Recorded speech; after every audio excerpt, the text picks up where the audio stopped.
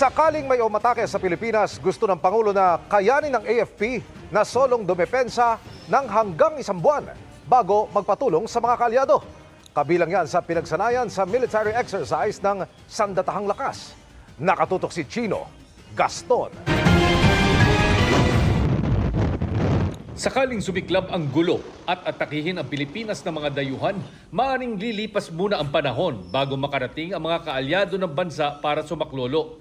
Kaya ang direktiba ng Pangulo sa Armed Forces of the Philippines kapag nangyari yun, maghanda para makapagdepensa muna mag-isa ang AFP ng hanggang isang buwan.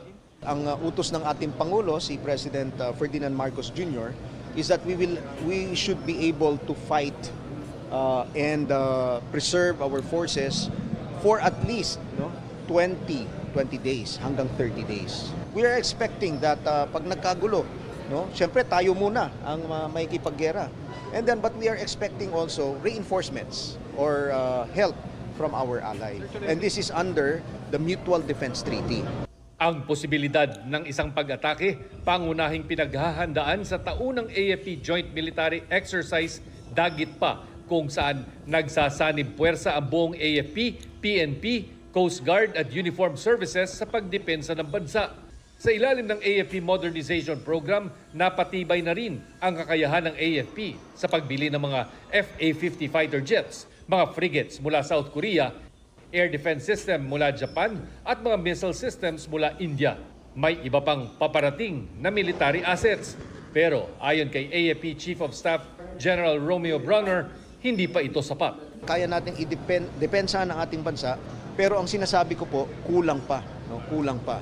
Because if we consider the entire archipelago, ay hindi kaya nung current na kagamitan natin na i-cover yung entire archipelago.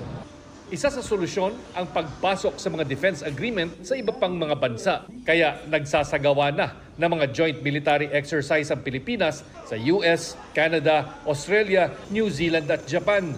At kaysa ng Pilipinas, inihayag ng Amerika, Japan at Australia ang kanilang pagsuporta sa pagbuo ng isang Indo-Pacific Chief of Defense Cooperation Council na kabibilangan ng 4 na bansa. Sa kanilang pulong nitong nakaraang ASEAN Defense Ministers Summit, muling iginiit ng mga defense ministers ng Pilipinas, Amerika, Japan at Australia ang kanilang pagkabahala sa destabilisasyon ng China sa South China Sea.